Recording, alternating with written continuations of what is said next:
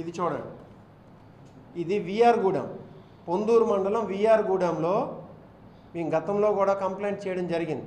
విఆర్గూడెంలో survey number 135లో ఉన్నటువంటి కొండ, gravel కొండ ఇది. దీనిలో గత కొన్ని సంవత్సరాలుగా కోన రవికుమార్ అక్రమ మైనింగ్ చేస్తున్నాడు ఇక్కడ. ఎందుకనంటే దీన్ని ఆనుకొని రోడ్డుకు ఉన్నటువంటి క్రషర్ గణేష్ గాయత్రి స్టోన్ క్రషర్లో అది కోన రవికుమార్ ఒక పార్ట్నర్.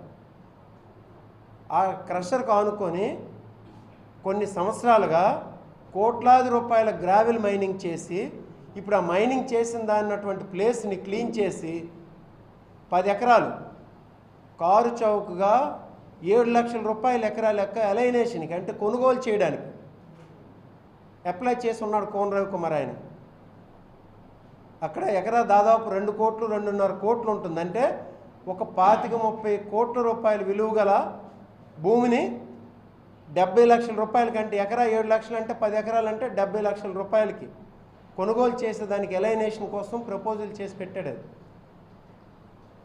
అంటే మీకు అధికారం ఇచ్చింది ఈ ఆస్తులను దోచుకోవడానికా? గతంలో కూడా చూడండి, ఈ ఫోటో కూడా చూడండి, అదే మైనింగ్ చేస్తున్నటువంటి, అక్రమ మైనింగ్ చేస్తున్నటువంటి ఫోటోలు. ఇప్పుడు దీన్ని ఎలైనేషన్ కోసం పెట్టారు. ఇప్పటికే మీరు చేస్తున్నటువంటి అక్రమాలు ఇన్ని కాదు, భూదోపిడీలు చేశారు.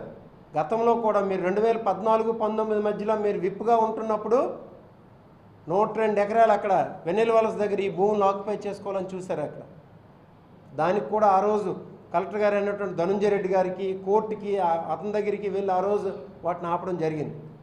ఈరోజు మళ్ళీ ఒక 20-25-30 కోట్ల రూపాయలు విలువైనటువంటి భూమిని మళ్ళీ ఎలైనేషన్ చేసుకోవడం, లీజుకు కాదు ఎలైనేషన్ చేసుకోవడానికి మీరు ప్రయత్నిస్తున్నారు.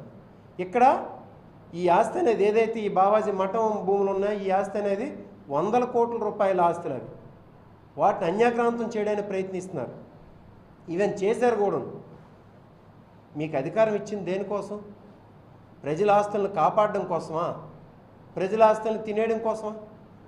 ఇసుక దోపిడీ, భూముల దోపిడీ, అధికార మదంతో అధికారంలో ఉన్నటువంటి ద్వారా వచ్చినటువంటి ఈ ప్రభుత్వ నిధులను దుర్వినియోగం చేయడం, అక్రమ కేసులు పెట్టడం, ఇవన్నీ ఆమదాల వలస నియోజకవర్గంలో మా ఎమ్మెల్యే చేస్తున్నటువంటి అక్రమాలు.